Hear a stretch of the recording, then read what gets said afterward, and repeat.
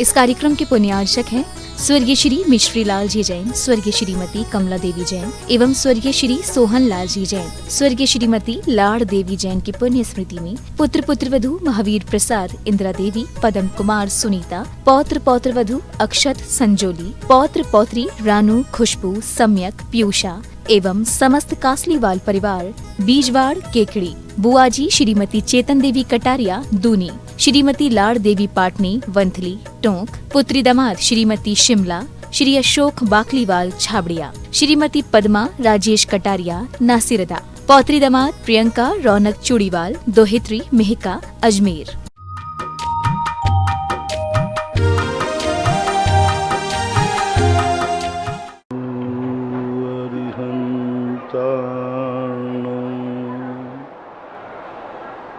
नमो सिद्धाणं नमो आयर्याणं नमो वज्रायाणं नमो लोये सर्वसाहुर्णं।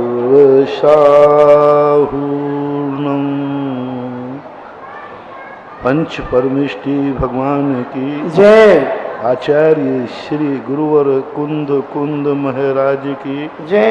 आचार्य श्री गुरुवर विद्यासागर महाराज की जय। परम पूजनीय निर्यापक श्रमण मुनि श्री सुधा सागर जी महाराज की। सभी श्रावक एवं श्रोतागण, सभी जिज्ञासु पूज्य श्री को नमोस्तु करें। नमोस्तु महाराज जी। इच्छामी महाराज जी। राजेंद्र जैन मेरठ से पूछते हैं, नमोस्तु महाराज जी, जिनवाणी की आज्ञा है कि कैसे भी सम्यक दर्शन प्राप्त करो, लेकिन यह भी लिखा है कि सम्यक दर्शन प्राप्त हुआ या नहीं यह हमें पता नहीं चल सकता। तो गुरुदेव, यह तो ऐसा ही हुआ कि कक्षा में पास होने के लिए कहा, लेकिन हम पास हुए या नहीं इसका पता नहीं, तो हम क्या करें? किसी भी चीज के लिए हमें परिभाषा समझना पड़ेगी, और परिभाषा जब किसी चीज की आती है तो उसका लक्षण होता है। हम लक्षण को भूल जाते हैं, इसलिए भटक जाते हैं। 4 राष्ट्रपति बैठे हैं, चारों एक समान हैं, और हमसे कहा गया था कि जाओ आप भारतीय राष्ट्रपति से मिलके आओ, और हमें राष्ट्रपति की पहचान किससे होती है ये हमने ज्ञान प्राप्त नहीं किया। हम मात्र राष्ट्रपति से मिलने के मोह में, खुशी में, आनंद में हम दौड़ गए, और वहाँ 4 लोग बराबर से बैठे थे। अब मैं क्या करूँ, किससे मिलूँ? तो हमें जानने के, राष्ट्रपति से मिलने के पहले ये जानकारी करना चाहिए कि भारतीय राष्ट्रपति की पहचान क्या है, कि हम कैसे पहचानें कि 4 में से जो भारतीय है। यदि वो पहचान हमारे पास मिल जाए तो हम सही राष्ट्रपति के पास पहुंच जाएंगे। अन्यथा आप यही कहोगे राष्ट्रपति के पास मिलने की महिमा तो गा दी, लेकिन ये तो बताया ही नहीं कि राष्ट्रपति कौन। तो राष्ट्रपति की ध्वजा होती है। ऐसे ही सम्यक दर्शन के हमारे यहाँ इतनी महिमा गाई गई। सम्यक दर्शन की हर चीज की व्यवस्था है हमारे यहाँ। गुणस्थान हम ध्वजा से जान सकते हैं।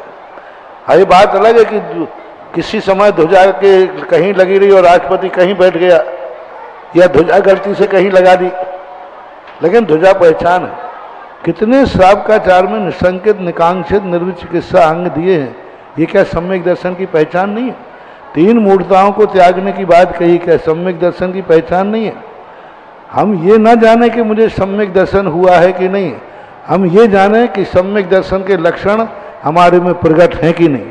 हम ये ना जाने कि ये राष्ट्रपति है कि नहीं, हम ये जाने कि ये भारत की ध्वजा है तो यही राष्ट्रपति है। हम राष्ट्रपति को पहचानते ही नहीं। राष्ट्रपति को पहचानने लग जाए तो हमें ध्वजा की, लेकिन हमें ये पहचान होना चाहिए कि ये भारतीय ध्वजा है, और जहां भारतीय ध्वजा लगी है यही राष्ट्रपति है। तो बोलो, आपने राष्ट्रपति को जाना है या ध्वजा को? किसको जाना? ध्वजा को। पहुंचे कहाँ हो? राष्ट्रपति के पास। लेकिन पहचाना किसे? ध्वजा से। बस यही स्थिति है। सम्यक दर्शन हमारे आत्मा की अदृश्य पर्याय है, अरूपी पर्याय है। इसको पहचानने के लिए हमारे 8 अंग दिए, निसंकेत आगे हम पहचान सकते हैं हम कितने दृढ़ हैं, हम कितने निसंकेत हैं, कितनी कांक्षाएं हैं, ये सब हमारे अनुभव में आ रही है। हमें मालूम है हमारे अंदर मूर्ताएं भरी हुई, हमारे अनुभव में आ रहा है, हमारे पास 8 मत भरे हुए। जब हमारे पास चिन्ह ही नहीं है, जैन दर्शन की कोई भी ऐसी चीज नहीं है जिसका कोई ना कोई पहचान। मात्र विश्व का एक जैन दर्शन ऐसा है जो हर कार्य बताने के पहले उसकी परिभाषा बनाता है, डेफिनेशन बताता है, और जब परिभाषा बनती है तो उस परिभाषा में लक्षण जरूर होता है। बिना लक्षण के कोई भी क्रिया जैन दर्शन में मान्य ही नहीं की। आप लक्षण को समझें, सम्यक दृष्टि के लक्षण क्या है। इस बार शिविर में सम्यक दर्शन में यही तो बताया, 2 लक्षण बताया, एक बाह्य लक्षण, एक अभ्यंतर लक्षण। कसाई की अनुभूति बता दी ना, 6 महीने से ऊपर हो गया क्या, किसी से झगड़ा हुआ था, किसी से राग द्वेष हुआ था। अब ये भी हमें किसी भगवान से पूछूं, तुम्हारा हमारा झगड़ा हुआ 6 महीने हो गया, हमें तो मालूम नहीं, भगवान आप बताओ। अरे तो हमें तुम्हें मालूम है, तो हम इतनी गिनती तो लगा ही सकते हैं। 99% हम सम्यक दर्शन को यदि सही ध्वजा से चले तो हम पहुंच जाएंगे। 1% में कहीं भूल चूक हो सकती है, तो ये भूल चूक रास्ते की नहीं है, ये रास्ते में चलने वाले की झपकी की है कि वो भटक सकता है। बहुत सही।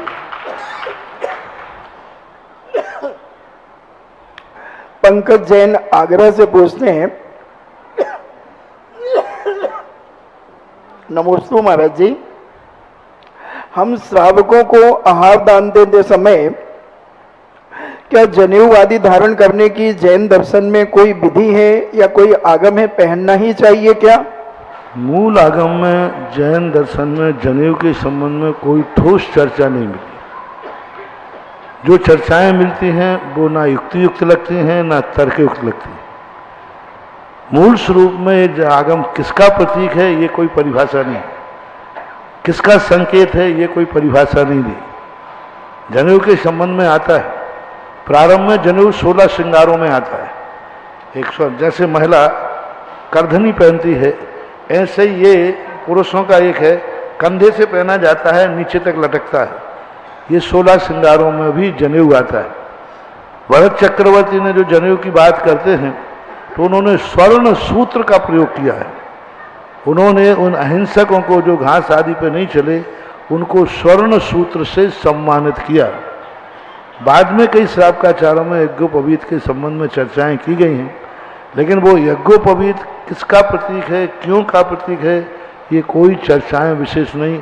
कोई नाना प्रकार की बातें करते, कोई कहते हैं प्रतिमाधारी को पहनना चाहिए, अब प्रतिमाधारी को 2 लड़ वाले 2 प्रतिमा वाले को 2 पहनना चाहिए तो फिर महिला क्या पहने, तो महिला का भी पति पहन ले।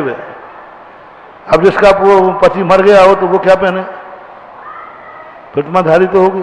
तो ऐसे बहुत सारे ऐसे हैं, और मूल जो श्रावकाचार हैं उसमें कोई चर्चा नहीं। जैसे पूज्यवर समंत्रभद्र महाराज, पूज्यवर कुंद स्वामी और जो मूल आचार्य हैं, इस संबंध में कोई विशेष चर्चाएं नहीं की गई हैं। मेरी दृष्टि से यज्ञोपवीत एक संकल्प सूत्र है। यज्ञोपवीत की चर्चा भी आई है प्रतिष्ठा पाठों में। जब सकलीकरण किया जाता है तब यज्ञोपवीत धारण किया जाता है। उसमें जो यज्ञोपवीत एक संकल्प सूत्र है कि इतने कार्य के लिए आप कार्य कर रहे हैं, यज्ञोपवीत यानी आपको अच्छे से रहना है, अच्छा खाना है, शुद्ध खाना है, और जैसे ही विधान खत्म होता है उस यज्ञोपवीत को उतारने का प्रावधान है कि आपने यज्ञोपवीत आदि जो धारण किए हैं इनको यहीं विसर्जित कीजिए। महेंद्र कुमार जैन पत्रकार इंदौर से पूछते हैं, नमोस्तु महाराज जी, 63 साल का पुरुषों में जो पति नारायण का वर्णन आता है तो वो कितने होते हैं, उनकी क्या विशेषता होती है? पति नारायण जो होते हैं अर्धचक्री कहलाते हैं। ये पूर्व भाव में निदान से बंद करके आते हैं। निदान का अर्थ है उन्होंने जितना धार्मिक कार्य किया उस धार्मिक कार्य के बदले उन्हें संसार की भोग संपदा मिले। तो निदान के बंद होने के कारण से वे नियम से अधोगति को ही प्राप्त होते हैं, क्योंकि उन्होंने निदान किया था। और ये नियम है कि प्रति चक्रवर्ती, जो प्रति अर्धचक्री होता है, प्रति नारायण, उसके यहाँ चक्र रत्न की उत्पत्ति होती है और वही चक्र रत्न उसको विनाश करता है और वो शत्रु के पास चला जाता है। ये सबसे बड़ा विचित्र विशेषता है। चक्र रत्न उत्पन्न होगा उस अर्धचक्री के पुण्य से, उसके पुण्य से होगा, उसको सुख देगा, अंत में वही चक्र उसका नाश कर देगा और जिसने नाश किया है उसके पास जाकर के उसको चक्रवर्ती बना देगा। ऐसा इसकी विशेषता होती है। चक्रवर्ती के चक्र में ऐसी विशेषता नहीं होती, लेकिन अर्धचक्री की विशेषता थी, क्योंकि वो निदान पूर्वक बनता है। निदान पूर्वक वैभव स्वयघाती होता है। अरुण जैन पाटन से पूछते हैं, नमोस्तु महाराज जी, मानव कर्म करने में कंजूसी नहीं करता, लेकिन जब कर्म का फल उसे मिलता है तो उस कर्म के फल को भोगने की बारी आती है तो सिर्फ पटक पटक करके क्यों रोता है? कर्म करने में कंजूसी तो नहीं करता, लेकिन सही कर्म भी नहीं करता। कर्म तो करता, लेकिन जिस ढंग से कर्म करना चाहिए उस प्रकार से कर्म नहीं करता। और कर्म के जब फल भोगने की बात आती है तो उसका दुरुपयोग कर लेता है। फल तो भोगेगा लेकिन दुरुपयोग करेगा। धन आया है, पुण्य किया है उसने, तो धन आएगा, लेकिन धन का दुरुपयोग कर लेता है। तो सही कर्म और सही कर्म के फल का सदुपयोग करता है तो फिर वह कहीं हानिकारक नहीं होता, लेकिन उसका मूल कारण रहता है कि कभी कभी सही कर्म का फल जो होता है वह पापानुबंधी पुण्य हमेशा पुण्य क्रिया से ही बनेगा, लेकिन पाप के लिए जो पुण्य किया जाता है वह जब फल के उदय में आएगा तो पाप ही कराएगा। दो प्रकार का धर्म होता है, दोनों मंदिर आ रहे, दोनों पूजा पाठ कर रहे हैं, दोनों एक संसार के लिए कर रहा है, एक पाप में सफल होने के लिए कर रहा है, एक जुआ में जीतने के लिए कर रहा है, एक चोरी में सफल होने के लिए भगवान के पास गया, वो भी गया, भगवान मैं छत्र चलाऊंगा, चोरी में सफल हो जाऊं, आज मैं शांति धारा करूंगा, यदि मैं जुए में जीत गया तो वो भी धर्म ही कर रहा है। लेकिन पाप के लिए जो धर्म किया जाता है वो पापानुबंधी पुण्य कहलाता है। जब भी उदय में आएगा तब वो गलत कार्य ही कराएगा। और जो पुण्यानुबंधी पुण्य होता है, जो धर्म की क्रिया पुण्य के लिए, धर्म के लिए, पापों से बचने के लिए, कर्मों के क्षय के लिए की जाती है, वह क्रिया पुण्यानुबंधी पुण्य कहलाता है। तो जब पापानुबंधी पुण्य का उदय आता है तो हमें लगता है कि महाराज इतना पुण्य किया, इसने इतना धन कमाया, लेकिन पापों में जा रहा है। कमाते समय ही उसने संकल्प किया था कि मैं पाप के लिए कमा रहा हूं। राजीव जैन अमर पाटन से पूछते हैं, मेरे आराध्य गुरुदेव के चरणों में कोटि सा नमन। महाराज जी, क्या दीर्घ संसारी जीव का चित्त सतत पाप कर्मों में ही लगा रहता है? ऐसी बात है। यदि सतत पाप कर्मों में ही लगा रहेगा तो फिर पुण्य का बंध कब करेगा? पुण्य भी दो प्रकार का होता है, एक नैसर्गिक पुण्य और एक प्रायोगिक पुण्य। प्रायोगिक पुण्य जो होता है नैमित्तिक होता है, और नैसर्गिक पुण्य होता है हमेशा व्यक्ति क्रोध नहीं करता है, कभी तो शांत रहता है। 24 घंटे में वेदनी कर्म में साता वेदनी का कर्म बंध ज्यादा होता है, क्योंकि 24 घंटे में वो ज्यादा शांत ज्यादा रहता है, अशांत कम रहता है। गुस्सा कम करता है, शांत ज्यादा रहता है, हंसता ज्यादा है, रोता कम है। आप देखना 24 घंटे में आपकी असाता कर्म का उदय ज्यादा है कि साता का? 24 घंटे में साता का आप भोजन करने बैठे, साता का उदय खा के बहुत अच्छा है। 24 घंटे में प्रत्येक प्राणी का, खास तौर से त्रसों का, साता कर्म का उदय ज्यादा रहता है। पुण्य का उदय ज्यादा रहता है, पाप कर्म का उदय कम होता है। 2 इंद्रिय से लेकर चालू होता है। पुण्य प्रकृति है, पहली पुण्य प्रकृति है त्रस नाम कर्म, ये पुण्य पूरी जिंदगी भर रहता है।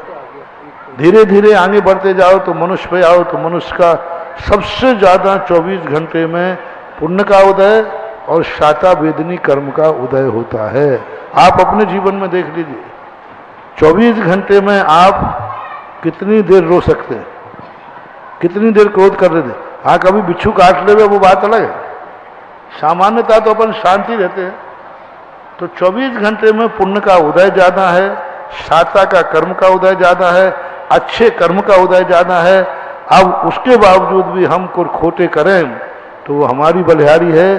कर्म तो हमें अच्छे रूप में ज्यादा समय, कर्म के बंद के समय भी सबसे ज्यादा कर्म बंद की बरगणाएं जनती है तो शाता वेदनी को मिलती है। बंद के समय सबसे ज्यादा द्रव्य मिलता है, क्योंकि व्यक्ति को सुखी ज्यादा रखना है, दुखी कम रखना है।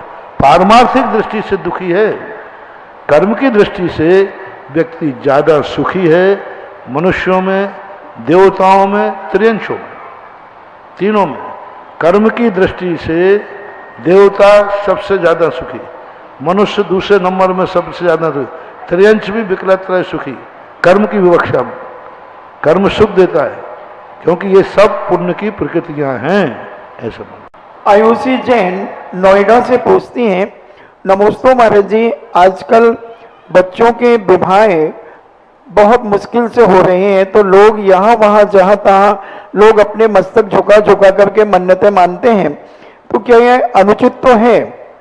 कि जैन दर्शन में इसका कोई ऐसा उपाय हो जिसमें बच्चे इधर उधर मिथ्यात्व में न जाकर सम्यक मार्ग से अपनी मनोकामना पूरी करें? हमारे जैन दर्शन में सारी व्यवस्थाएं बताएंगे। हमारा जैन दर्शन ऐसा है कि जिसमें हर चीज पर डिस्कशन है। गृहस्थी का एक उन्होंने पुराण लिखा है, गृहस्थी की एक व्यवस्था बनाई। यदि उस व्यवस्था के अनुसार आप चलते हैं तो आपको यदवा तदवा मजबूरी में करने की जरूरत नहीं पड़ेगी। मन मौज से करो वो बात अलग है। आज सबसे ज्यादा जो हमारे यहाँ व्यवस्था बनाई गई थी कि किसी भी व्यक्ति में परिवार नियोजन नहीं कराना चाहिए।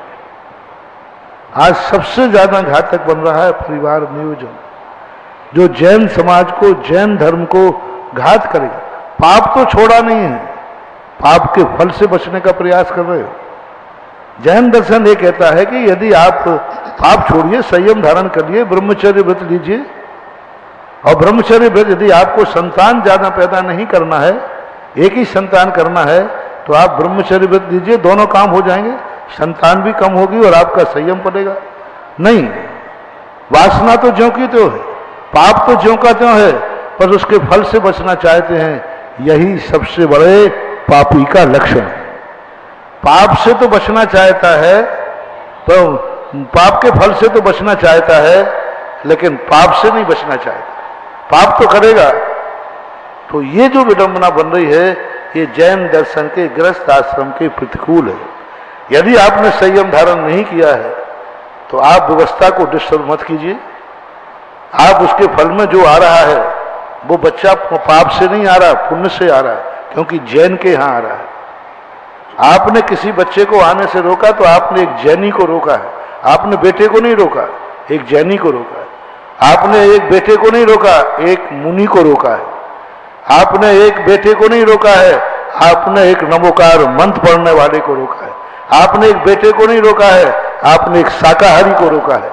आपने एक बेटे को नहीं रोका है, एक सप्त वैष्णव के त्यागी को रोका है। जिनेंद्र भगवान के भक्त को रोका है। एक मुनि को रोकने का पाप आपको है, क्योंकि आप जैन हैं। आप सोचते हो मैंने बेटे को रोका है, नहीं, बेटे को नहीं रोका है। उस बेटे में कितनी संभावना है, उन संभावनाओं का घात आपने किया है। आज सबसे ज्यादा जैनियों में कन्याओं की भ्रूण हत्या हो रही है। जैन आगम निषेध करता है, जैन आगम कहता है तुम भेद करो ही मत, बेटी है तो ठीक, बेटा है तो ठीक। आज सबसे ज्यादा जैनियों में कन्याओं की भ्रूण हत्या सबसे ज्यादा जैनियों में हो रही है। और जैनियों का बैलेंस बता रहा है, आज भारत के अंदर सबसे ज्यादा बैलेंस डगमगाया है जैनियों का। किसी भी जाति में इतना ही, सेकंड में पंजाबी है, फर्स्ट में जैनी है। ये सरकारी आंकड़ा है, ये विज्ञान का तुम्हारे पेपरों का आंकड़ा है। तो जैन दर्शन के अनुसार चलो तो ये सारी समस्याएं आएंगी ही नहीं, बराबर बैलेंस बना रहेगा। क्योंकि जैन दर्शन परमार्थ की ही सिद्धि नहीं करता, संसार की सिद्धि करता है, लेकिन पापों की नहीं, अनैतिकता की नहीं। जैन दर्शन ने गृहस्थ की व्यवस्था बनाई है, आप गृहस्थी के अनुसार चलिए, सारी व्यवस्थाएं हैं, अभ्युदय और निश्रेयस। जैन दर्शन को पालने वाले को एक भी आचार्य ने नहीं लिखा कि जैन दर्शन पालने वाले को निश्रेयस सुखी मिलता है। प्रत्येक आचार्य ने निश्रेयस और अभ्युदय सुख की चर्चा की, यहां तक कि सम्यक दर्शन मोक्ष मार्ग का कारण है, मोक्ष मार्ग की नींव है, मोक्ष मार्ग की प्रथम सीढ़ी है। लेकिन जब पूज्यवर समंतभद्र महाराज सम्यक दर्शन की चर्चा करने के बाद अंत में 4 उपदेश लिखते हैं, सम्यक दर्शन मोक्ष मार्ग की सीढ़ी है, इसका अर्थ है संसार नहीं दिलाएगा, नहीं, संसार का भी उन्होंने समर्थन किया। सम्यक दृष्टि को ओजस से जो विद्या विजय विभव सनाथा महाकुला महाहर्ता मानव तिलका भवंती दर्शन पूता देवेंद्र चक्र महिमान ममय मानम आदि कह करके ये क्या वृक्ष बना दे, है ना। सम्यक दृष्टि संसार की उत्कृष्टता को भी प्राप्त करता है। इसलिए जैन दर्शन अभ्युदय सुख का विरोधी नहीं है, वो दंडता का विरोधी है, अनैतिकता का विरोधी है। चलिएगा, जिज्ञासा समाधान के लाइव सेशन में एक बार फिर से आप सभी का स्वागत है। सभी इंतजार कर रहे हैं कब मौका मिलेगा और जो सौभाग्यशाली होंगे निश्चित तौर पर। और सबसे पहले, क्योंकि आज त्रिदिवसीय विद्युत संगोष्ठी का दूसरा दिवस है और पूरा विश्व सुन रहा है भारत के आए हुए विद्वानों को, लाइव टेलीविजन टेलीकास्ट की वजह से घर घर में विद्वानों की वाणी और पूज्य श्री की समीक्षा बड़ी गौर से सुनी जा रही है। कई लोग तो पहली बार विद्वानों को इस तरह से सुन रहे हैं कि किस तरह से संगोष्ठियों का आयोजन होता है। अभी तक संगोष्ठियों का आयोजन बंद हॉल और बंद कमरों में होता रहा है, लेकिन इस बार लाइव करने की वजह से पूरे भारत के दर्शक जुड़े हुए हैं और नए नए विचार और नई नई बातें सुनने को हम सभी को मिल रही हैं। आज क्योंकि विद्युत सम्मेलन का ही दिवस है, तो हम भी विद्वानों के से ही आज का कार्यक्रम प्रारंभ करना चाहेंगे और बुलाना चाहेंगे श्रमण संस्थान सांगनेर के निर्देशक और हम सबके आदरणीय डॉक्टर शीतल चंद जी जैन साहब को। जरा जोरदार तालियों के साथ आप अनुमोदना कीजिएगा हमारे साथ। पूज्य मुनि श्री के चरणों में त्रिवार नमोस्तु करता हुआ मेरी एक जिज्ञासा है कि पूज्य मुनि श्री राजस्थान सरकार ने प्राकृत भाषा एवं साहित्य अकादमी का गठन तो कर दिया, इसलिए राजस्थान सरकार को बहुत बहुत धन्यवाद। मैं ऐसा मानता हूं कि भारत में ये पहला प्रदेश है राजस्थान कि जिसने प्राकृत भाषा एवं साहित्य अकादमी का गठन किया है। परंतु अब सबसे बड़ा दायित्व इसमें समाज का भी बनता है, क्योंकि राजस्थान सरकार ने प्राकृत के उन्नयन के लिए 11वीं कक्षा और 12वीं कक्षा में भी प्राकृत विषय स्वीकृत कर दिया है। और विजयनगर में श्वेतांबर समाज का एक इंटर कॉलेज है, उसमें वो चालू भी हो गई। हम भी कनिष्ठ वरिष्ठ उपाध्याय में प्राकृत को स्वीकृत करा लेंगे और उसमें हमारे बच्चे और बच्चियां पढ़ेंगी। इसके बावजूद भी प्राकृत एकेडमी में जो कार्य होना है उस दृष्टि से समाज का क्या सहयोग होना चाहिए, मेरे 1-2 सुझाव तो हैं, परंतु आपका इसमें मार्गदर्शन भी चाहिए। पहला सुझाव मेरा ये है कि एक तो जो प्राकृत एकेडमी का जो भवन बनेगा उसमें एक छात्रावास छोटा सा बने जिसमें प्राकृत के रिसर्च करने वाले स्टूडेंट वहाँ रह सकते हैं। दूसरी यह है कि समाज अपनी ओर से जितने राजस्थान प्रांत में इंटर कॉलेज हैं जैन समाज के, चाहे श्वेतांबर हो चाहे देव, सभी में प्राकृत भाषा की पढ़ाई होवे, जिससे कि आगे बीए वगैरह में भी चालू हो और प्राकृत एकेडमी में जो कार्य होना है वो हो सके। साथ में छात्रवृत्ति का भी प्रावधान होवे, ऐसा मेरा सुझाव है। इसमें आपका भी मार्गदर्शन हम चाहते हैं। ये तीनों चारों सुझावों में छात्रावास जहाँ में बनाने की सवाल है, तो छात्रावास कहीं भी बनाया जाए कि उसी यूनिवर्सिटी के प्रांगण में बनाना पड़ेगा? ऐसा मैं मानता हूँ महाराज जी कि उसमें रिसर्च वर्क होगा तो उसी भवन से सटा हुआ रहेगा, तो कार्य कर सकें बैठ कर। यूनिवर्सिटी के भवन से? हाँ, प्राकृत एकेडमी का जो भवन बनेगा, प्राकृत अकादमी भवन, वहाँ छात्रावास बनाने में बहुत सारी समस्याएं हैं, क्योंकि प्राकृत में जैन अजैन सबको इसमें स्थिति देना पड़ेगी। और हॉस्टल में जो जैन सबसे बड़ी समस्या जाती है कि हम भाषा के लिए कॉलेज तो खोल सकते, कॉलेज में तो कोई आपत्ति नहीं है, हॉस्टल गवर्नमेंट के उसमें नहीं रहता, वो अपने उसमें रहता है। जब सबके लिए अपन करते हैं तो हमारी जो आचार संहिता है वो बाधक बनती है, और फिर उसमें यदि हम जात का भेदभाव करते हैं तो बहुत सारी समाज को हानि उठाना पड़ सकती है। इसलिए हॉस्टल आपके पास संस्थान है, संस्थान में 10 कमरे अपन प्राकृत वालों के लिए अलग से उसमें दे सकते हैं, शोध करने वालों को दे सकते हैं, अपना अलग से शोध संस्थान बना सकते हैं, छात्रों को वहाँ रखा जा सकता है। यदि ये कानून में बाधा नहीं पड़े तो इसके लिए तो आपके अधिकृत है, और प्रस्ताव पास करके संस्थान इतना बड़ा है कि उसमें एक नया प्राकृत का छात्रावास खुल जाएगा। प्राकृत छात्र ने वहाँ तो करें, यूनिवर्सिटी में नहीं कर पाए, क्योंकि बहुत सारी समस्याएं हमने महसूस की हैं, क्योंकि वो भी हमने करके देख लिया, बंद करना पड़ेगा। क्योंकि वो जब जाति समीकरण आता है, खान पान का समीकरण आता है, नवोकार मंत्र और अन्य मंत्रों के पढ़ने के समीकरण आते हैं, तो फिर वो गलत हो जाता है। दूसरा जो है, पढ़ाने के लिए आप समाज के लिए, सारी समाजों के लिए इस प्रकार की व्यवस्थाएं समाज में, क्योंकि आज जो पढ़ाई कर रहे हैं उनमें प्राकृत है ही नहीं। अब इंटर कॉलेज कितने हैं जैसे आप राजस्थान में, उन सबसे संपर्क करना पड़ेगा, और कहीं से करें या नहीं करें, आप संस्थान में, दोनों संस्थानों बालक बालिकाओं को प्राकृत विषय एक पीरियड अनिवार्य कर दिया जाए कि प्राकृत वो अपने यहाँ छात्रावास में भी पढ़ें, और उधर आपका जो कॉलेज है उसमें भी कर दिया जाए। तो ये व्यवस्था भी आपको ही बनाना पड़ेगी। संस्थान से जो कुछ भी अपेक्षाएं हैं वो अपन सब बैठ करके कर सकते हैं। बहुत बहुत धन्यवाद। और मैं आवाज दूंगा डॉक्टर सोनू जैन उदयपुर। कृपया भाई साहब, एक महाराज जी, इसमें ऐसा है कि हम लोग जब पढ़ते हैं तो एक तो जैन दर्शन तो पढ़ना ही है, जब वो विकल्प प्राकृत का बनेगा तो फिर जैन दर्शन और प्राकृत इन दोनों विधाओं में अपन को अपने बच्चों को बांटना पड़ेगा। बांट देंगे अपन, पहले से स्वेच्छा से करेंगे। ऐसा जैसे पिछली बार हमने कहा था ना कि आपके 50 बच्चे आते हैं, उनमें से पूछो को व्याकरण अकेले कौन पढ़ना चाहता है, एक पढ़ेगा तो अपन एक को पढ़ाएंगे, 2 पढ़ेगा 2 को पढ़ाएंगे। तो व्यवस्था बनाए तो बना सकते हैं। प्राकृत और अपभ्रंश के लिए और संस्कृत तीनों भाषाओं पर मेरा प्रभाव है, पूज्य गुरुदेव का भी यही है कि अपन प्रवचनकार ही विद्वान तैयार न करें, शास्त्रों को पढ़ने वाले विद्वान तैयार करें। अभी प्रवचनकार तो अपन तैयार हो रहे, अपन बहुत खुश हैं कि 600 विद्वान गए, 600 सब गए, सब कुछ गया।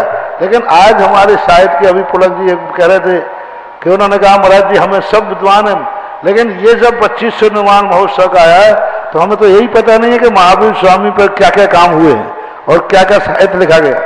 तो इसके लिए अपन को छात्रावास के अंदर बनाना पड़ेगा। भले एक साल में एक छात्र निकले प्राकृत का, एक छात्र एक संस्कृत का निकले, एक अपभ्रंश का निकले, हम ज्यादा नहीं चाहिए। हर साल 3 छात्र यदि इसमें पंडित होकर के निकले 5 साल में, तो हमारी सफलता सबसे अच्छी मानी जाएगी।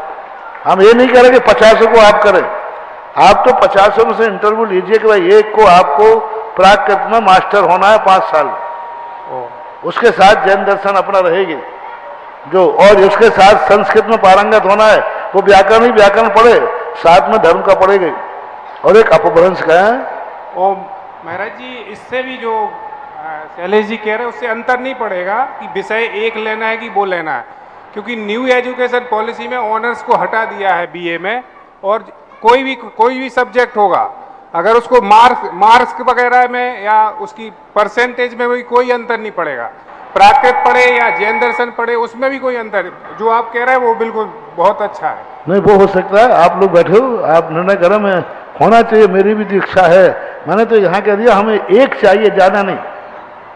एक विद्वान में हो जाए और एक बच्ची में हो जाए, 2 छात्र एक साल में भी ये 2 निकले और 5 साल के बाद हमारे पास 5 छात्र हो जाएंगे, ऐसा। चलिए। नमोस्तु महाराज जी, इच्छाएं महाराज जी। गुरुवर, आपकी तो ऐसी अलौकिक प्रभावना है और महिमा है कि आपके चरणों में राजनीति और लक्ष्मी दोनों ही नतमस्तक रहती है। पर सामान्य तौर पर समाज में ऐसा देखा जाता है, कमेटियों में, मंदिर कमेटियों में, कि राजनीति और लक्ष्मी दोनों मिलकर सरस्वती की उपेक्षा करती हैं। तो आपका ऐसा क्या संदेश हो कि तीनों समन्वित रूप से समाज में रह सके कमेटियों में? देखो, साधु के पास 2 चीजें हैं, मन और वचन। श्रावक के पास 2 चीजें हैं, तन और धन। ये चारों जब एक साथ मिल जाते हैं तो फिर चारों धाम बन जाते हैं। मेरे पास तो साधु के पास मन है और वचन है। तो मन से मैं सोचता हूं अच्छा, वचन से मैं बोलता हूं अच्छा। तन और धन तुम लोगों के पास है। यदि धन अच्छे में लग जाए और तन अच्छे में लग जाए तो फिर कोई भी काम असंभव नहीं है। चारों को मिलना पड़ेगा। साधु के पास तन और धन 2 चीजें नहीं है, मन और वचन पूरा है। तुम्हारे पास मन और वचन है लेकिन वो कोई काम का नहीं है। तुम्हारे पास जो मन वचन है वो कोई काम का नहीं, क्योंकि कोई तुम्हारी बात को मानने वाला नहीं है। और तुम जो सोचोगे वो भी उतना प्रभावकारी होने वाला नहीं। तो गृहस्थ का जो मन वचन है ये कोई काम का नहीं है। गृहस्थ का तन और धन बहुत काम का है, बहुत काम का है। और हमारा जो है मन और वचन बहुत काम का है। मन में सोचता हूं वो भी पक्का सोचता हूं, और वचन से बोलता हूं वो भी प्रमाणिक बोलता हूं। तो इसलिए मन वचन मेरे से लो, तन और धन तुम लो, सारी समाज सुधर जाएगी, सारी देश की समस्याओं का समाधान हो जाएगा। जय हो गुरुवर। नमो। डॉक्टर पंकज जैन इंदौर आ जाएं।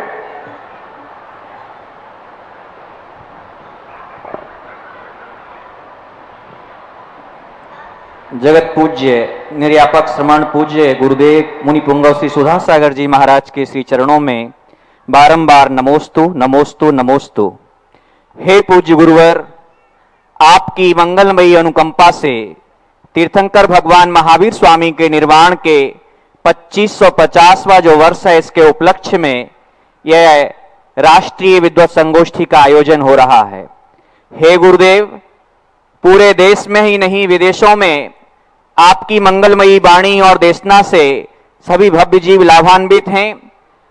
मेरी आपसे मंगल प्रार्थना है कि आप हम सभी विद्वानों के लिए वह मार्गदर्शन देने की अनुकंपा करें कि 2550वां जो वर्ष निर्वाण दिवस हम मनाने जाएंगे, हमारे आगे क्या कर्तव्य हों और हमारा आप दिशा दर्शन करने की महती अनुकंपा करें। नमोस्तु गुरुदेव। भगवान महावीर स्वामी ने जो अपनी वाणी में और अपने आचरण में जो उन्होंने उतारा है, यदि उसी को हम प्रचार करें और अपनी जिंदगी में उतारें तो महावीर स्वामी जीवित फिर रह जाएंगे। महावीर स्वामी को जीवित रखने का काम मात्र 2 तरीके से हो सकता है, एक आचार पक्ष से और एक ज्ञान पक्ष से। ज्ञान के माध्यम से हम महावीर के सिद्धांतों को दुनिया के सामने ऐसे तर्कपूर्ण ढंग से रखें और ऐसे जीवन से जोड़ दें, उन्हें ये ना लगे कि ये महावीर का सिद्धांत है, उन्हें ये लगे कि हमारी जिंदगी का सिद्धांत है। बहुत बड़े महावीर के सिद्धांतों को जब किसी वस्तु पे किसी का टाइटल लग जाता है तो विरोधी उसको अलग कर देता है। हम ऐसे सिद्ध कहें कि महावीर इन सिद्धांतों के मालिक नहीं है, ये महावीर का सिद्धांत नहीं है, ये हमारी जिंदगी का सिद्धांत है, ये हमारी समाज का सिद्धांत है, ये हमारे राष्ट्र का सिद्धांत है, ये दुनिया में शांति से जीने का सिद्धांत है। ये सिद्धांत भले महावीर स्वामी ने बताया था, लेकिन ये सिद्धांत महावीर स्वामी के नहीं है। ये तो इस ढंग से डॉक्टर धनकर दयाल शर्मा ने एक बार कहा था कि ये जो 5 शील व्रत महावीर स्वामी ने बताए, यदि इस पर से महावीर की टाइटल की छाप को ध्यान में न रखा जाए तो विश्व की हर समस्या का समाधान इन 5 शील व्रतों से हो सकता है। क्योंकि वो जैन धर्म में कोई अच्छी वस्तु किसी गंदे व्यक्ति के साथ चली जाती है, कोई अच्छी वस्तु किसी दुश्मन के साथ चली जाती है, कोई अच्छी वस्तु किसी ऐसे व्यक्ति के साथ चली जाती है जिसे जीवन स्वीकार नहीं करता, तो फिर उसकी अच्छी वस्तुएं भी गौण हो जाती। अब जो महावीर स्वामी के नाम से नहीं, महावीर स्वामी के नाम से वो धर्म को नहीं जानना चाहे, वो जैनी नहीं बनना चाहते लेकिन अहिंसक बनना चाहते, वो जैनी नहीं बनना चाहते सत्यवादी बनना चाहते, वो जैनी नहीं बनना चाहते चोरी का त्याग करना चाहते, वो जैनी नहीं बनना चाहते लेकिन संयम लेना चाहते, वो जैनी नहीं बनना चाहते लेकिन परिग्रह का त्याग करना चाहते। तो हमें कहना चाहिए कोई बात नहीं, चलेगा, चांडाल भी यदि 14 का त्याग करता है तो हमें जैनी बनाने की जरूरत नहीं है, हमें अहिंसक बनाने की जरूरत है। तो इस ढंग से यदि हम प्रचार करेंगे तो उनको ये लगेगा कि ये धर्म का परिवर्तन नहीं किया जा रहा है, हमारी जिंदगी को सुधारा जा रहा है। दूसरा तरीका है हम खुद महावीर के सिद्धांतों से स्वयं को और अपनों को उस रूप में परिणत करें। हम खुद महावीर के सिद्धांतों पर चलने का प्रयास करें और उनके चलने के सिद्धांतों को जी करके और उनसे अच्छा जी के दिखा दें जो महावीर के सिद्धांतों के विपरीत हैं, तो अपने आप हम शोरूम बन जाएंगे और शोरूम यदि अच्छा होगा तो सारे ग्राहक दौड़ के चले आएंगे। पर हमें दिखाना पड़ेगा कि देखो हम महावीर के सिद्धांतों को पालन करते हैं, तुमसे ज्यादा सुखी है, तुमसे ज्यादा समृद्ध है, तुमसे ज्यादा धनवान है, तुमसे ज्यादा ज्ञानवान है, तुमसे ज्यादा हम स्वस्थ हैं। ये सारी चीजें हमें सिद्ध करना पड़ेंगी। अब इस सिद्धि के लिए आपको क्या प्रयास करना है वो आपको सोचना है।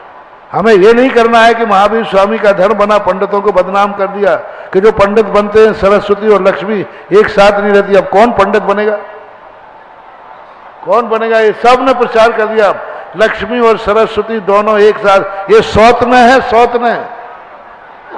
अरे मैंने तो किसी शास्त्र में सौतन नहीं पढ़ा, किसी भी शास्त्र में सौतन नहीं पढ़ा। पता नहीं लक्ष्मी और सरस्वती को सौतन किसने बना दिया।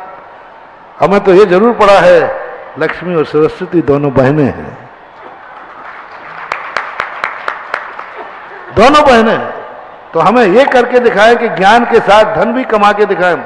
ज्ञान प्राप्त करने के बाद निकम्मे ना बने, पुरुषार्थहीन न बने, गृहस्थ होकर के ऐसे ज्ञानवान बने कि लोग समझें कि ज्ञान के साथ सरस्वती भी रहती है और सरस्वती के साथ धन भी रहता है। ऐसा हमें कुछ करना पड़ेगा। नमोकार मंत्र की यदि महिमा गाना है तो शीशे पे चढ़ करके काटना पड़ेगा, नीचे मत गिर जाना, तो नमोकार मंत्र की महिमा बढ़ जाएगी। हमें दिखाना पड़ेगा, यदि सिद्ध चक्र मंडल विधान की महिमा बताना है तो हमें कोड़ियों के कोड़ दूर करके दिखाना पड़ेगा। देखें जैन धर्म की कैसे प्रभावना नहीं होती है। जितनी भी व्रत कथाएं हैं उन सब में यही हुआ। हर कथा नायक ने उस कथा को, उस व्रत को अपनी जिंदगी में जी के दिखा दिया। मैना सुंदरी ने कहा नहीं कि सिद्धों में महान महिमा होती है, उन्होंने कहा सिद्धों में महिमा होती है, लो मैं करके दिखाती हूं।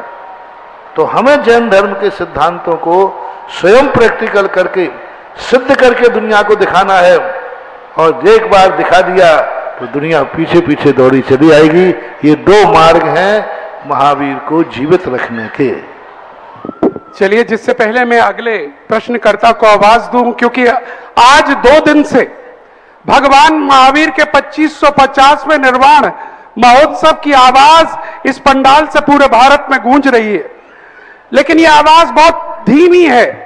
आज बहुत बड़े विद्वान यहां बैठे हैं, पूज्य गुरुदेव के समक्ष कहना चाहूंगा, 2500वें वर्ष में जब प्रातःकाल बात भी आई थी, एक ध्वज, एक चिन्ह और एक ग्रंथ की रचना करके पूरे भारत की जैन समाज एक बहुत बड़े स्तर पर इस आयोजन को बनाई थी।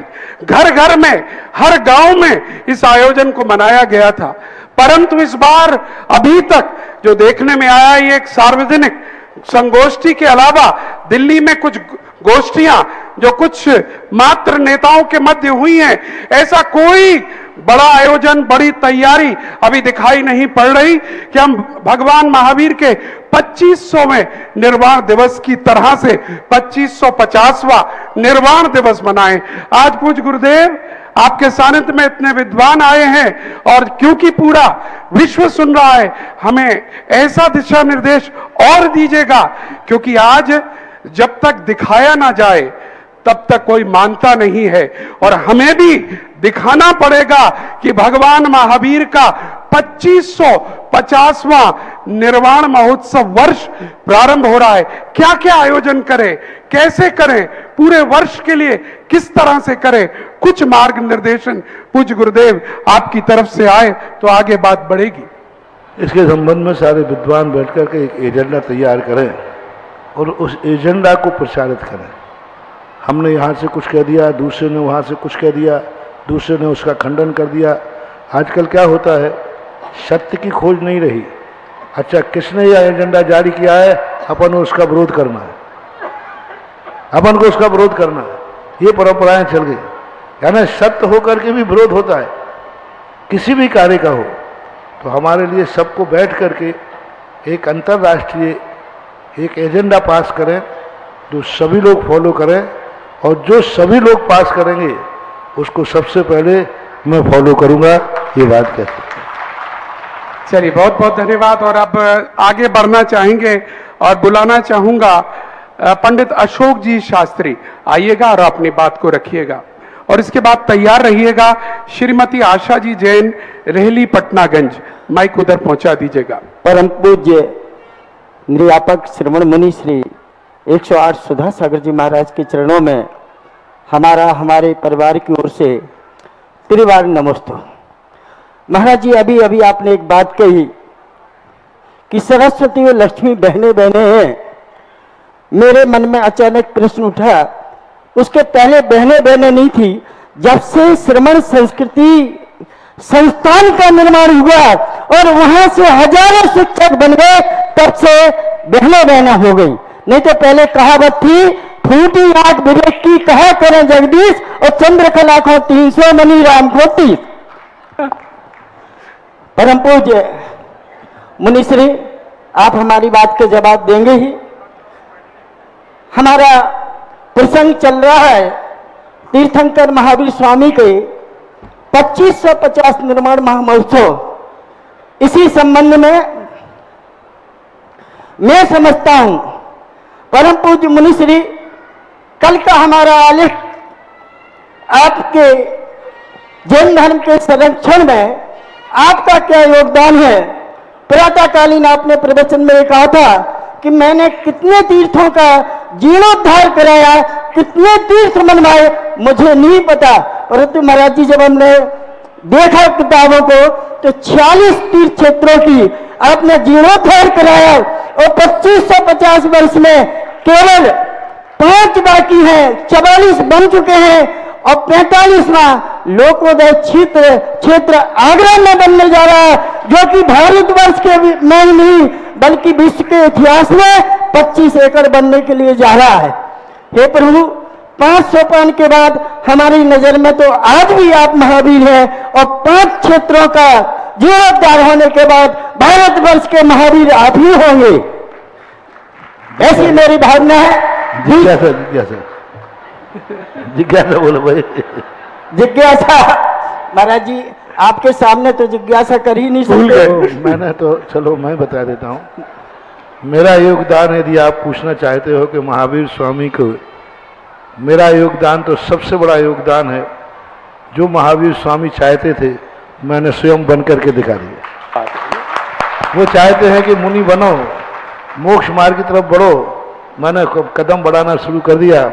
अब कितने चल पाएंगे कितना नहीं चल पाएंगे वो सर्वज्ञ ज्ञान में जान लेवे। उन्होंने तो कहा कि कदम बढ़ाओ, तो मैंने बढ़ा दिया और बढ़ रहा हूँ। सबसे बड़ा योगदान यही है कि महापुरुषों के वचनों के तद्रूप अपनी जिंदगी को ढाल देना, यही सबसे बड़ा योगदान कहलाता है। दूसरा, जो सारी चीज़ें हैं तो एक सब नैमित्तिक बनती हैं। सुबह जो ये क्षेत्रों पर चर्चा आई थी ना, क्षेत्र पर एक लेख था सुबह, उसमें समय नहीं था। सबसे बड़े सारे तीर्थ क्षेत्र गिनाए, सब कुछ लिखाए, लेकिन सबसे बड़ा तीर्थ क्षेत्र आगरा का लोकोदय का नाम ही नहीं आया।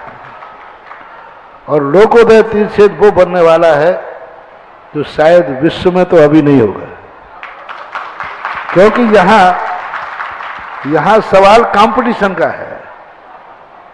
जैसे आप लोग घर में कैसे भी बैठे रहते हो, अंडरवियर बनियान पर भी चलता है, लेकिन बाहर जाते हो तो थोड़ा बंद हो। यहाँ कंपटीशन का सवाल है। आज दुनिया की सबसे बड़ी आकर्षक इमारत यहाँ बनी हुई है, जिसका नाम ताजमहल है। तो उसके बाजू में उससे भी बढ़ के आकर्षण केंद्र बनना चाहिए, तभी तो ये बनाएगा। नहीं तो तीर्थों में तुमने 43-46 का एक और जुड़ गया।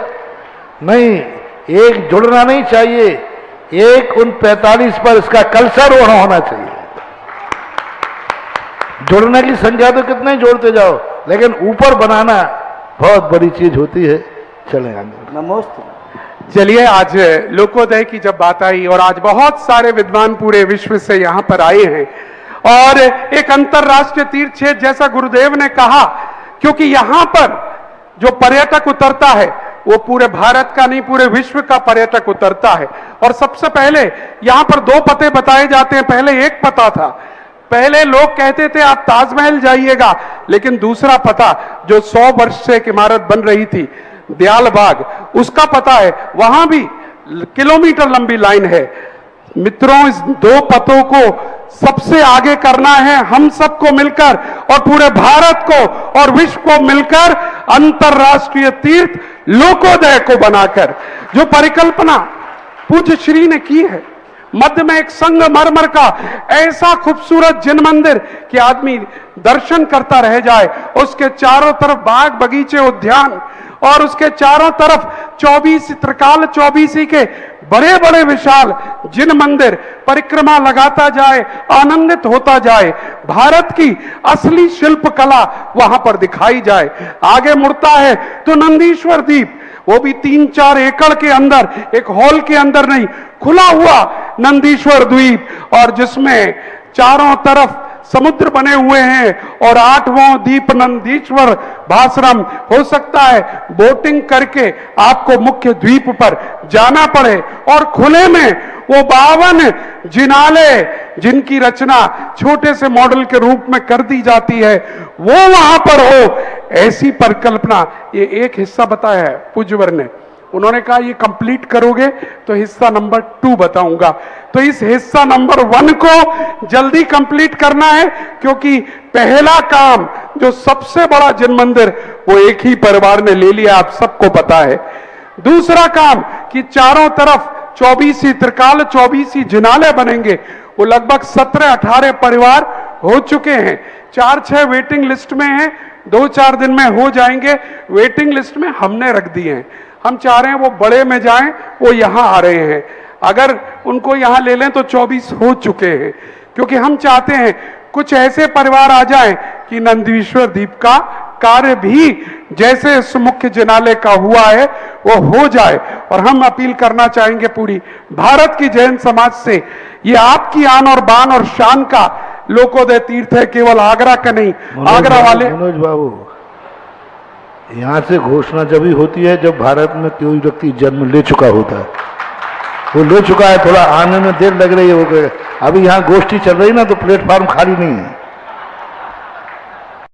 चलिए, महाराज जी का संकेत हुआ है तो कुछ ना कुछ होने वाला है, इंतजार कीजिएगा, क्योंकि यहाँ जो बोला जाता है वो पूरा होता है। हम बहुत दिन से अनुभव कर रहे हैं। यहाँ मैंने बुलाया था श्रीमती आशा जी, हैं क्या?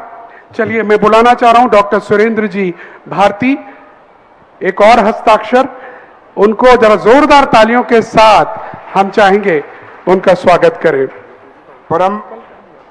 परम पूज्य लोकोपकारी निर्यापक मुनि पुंगव श्री सुधा सागर जी महाराज के चरणों में त्रिवार नमोस्तु। पूज्य क्षुल्लक श्री गंभीर सागर जी महाराज के चरणों में सादर इच्छामि। पूज्य श्री जैन धर्म के लिए निरापेक्षो बंधु की संज्ञा दी गई है। दूसरी ओर हमारे यहाँ न धर्मो धर्म कई बिना कहा गया है। और आज यह देखते हैं, अभी जो गुणस्थानों की चर्चा चल रही थी कि जो गुणस्थानों में ऊपर चढ़ रहे हैं वे ही उनमें से कुछ लोग बड़े बड़े षड्यंत्र के रचयिता बन रहे हैं, एक दूसरे का विरोध कर रहे हैं। समाज में एक ऐसे अपनी परंपरा के पोषी लोगों को तैयार करने के लिए उपदेश भी देते हैं। तो ऐसे वृत्तियों और महावृत्तियों के गुणस्थान की स्थिति क्या होगी या उनका भविष्य क्या होगा, यह भी हम सबके लिए जानने की जिज्ञासा है।